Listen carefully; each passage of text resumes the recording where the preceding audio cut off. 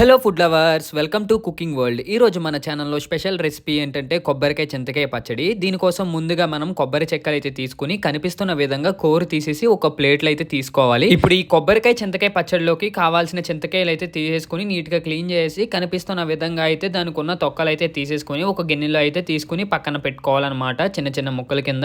తర్వాత పచ్చిమిరపకాయలు కనిపిస్తున్న విధంగా చిన్న ముక్కల కింద కట్ చేసుకుని వీటితో పాటు కొత్తిమీర అయితే తీసేసుకోవాలి.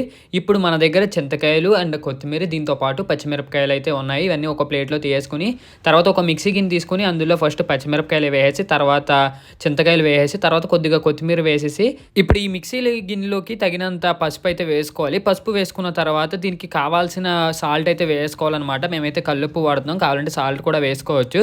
సో సాల్ట్ వేసుకున్న తర్వాత మిక్సీ గిన్నె పెట్టించేసి కనిపిస్తున్న విధంగా మనమైతే నీట్గా ఒక పేస్ట్ టైప్లో అయితే ఆడేసుకోవాలన్నమాట.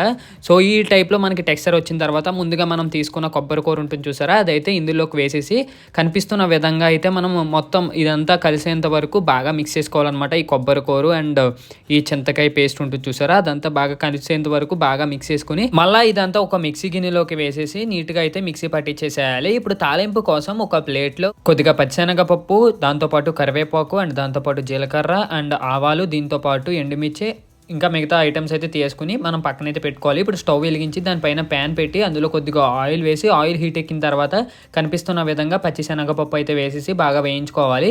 తర్వాత మిగతా తాలింపు సరుకులు ఉంటాయి చూసారా, జీలకర్ర, ఎండుమిర్చి అండ్ ఆవాలు, అవి కూడా వేసేసి కనిపిస్తున్న విధంగా అయితే గరిటెతో అయితే బాగా మిక్స్ చేసుకోవాలి. ఇప్పుడు ఇందులోకి తగినన్ని కరివేపాకు రెబ్బలు అయితే వేసేసుకుని ఈ తాలింపు అంతా బాగా వేగేంత వరకు కనిపిస్తున్న విధంగా అయితే గరిటెతో అయితే అటు ఇటు మిక్స్ చేసుకోండి. సో ఈ టైప్లో అయితే వస్తుందన్నమాట తాలింపు. ఇందులోనే ఇప్పుడు మనం ముందుగా చేసి పెట్టుకున్న కొబ్బరి అండ్ చింతకాయ మిక్సర్లో ఆడించుకుని పెట్టుకున్నాం చూసారా, అదైతే వేసేసేయాలి. ఇందులో వేసేసి కనిపిస్తున్న విధంగా లో టు మీడియం ఫ్లేమ్లో ఇదంతా కలిసేంత వరకు తాలింపు అండ్ కొబ్బరి కూరని బాగా మిక్స్ చేసుకోవాలి. ఇప్పుడు ఈ ప్యాన్లో కొబ్బరి కూర ఇవన్నీ వేసేసాం కదా ఈ తాలింపులోని. ఇప్పుడు ఇందులోకి అయితే మనం ఏ విధమైన సాల్ట్ కానీ పసుపు కానీ వేయక్కర్లేదు, ఆల్రెడీ మనం మిక్సర్ పట్టించుకున్నప్పుడు వేసాం కాబట్టి కరెక్ట్గా సరిపోద్ది అనమాట. సో ఒకవేళ సరిపోకపోతే టేస్ట్ చేసి కావాలంటే వేసుకోవచ్చు. సో ఫైనల్లీ మన కొబ్బరి చింతకాయ పచ్చడి అయితే రెడీ అయిపోయింది. So that's it for today guys. Video మీకు నచ్చినట్లయితే ఖచ్చితంగా లైక్ చేసి షేర్ చేసి సబ్స్క్రైబ్ చేయండి. ఇంకా నెక్స్ట్ వీడియోలో మళ్ళీ కలుద్దాం. బాయ్.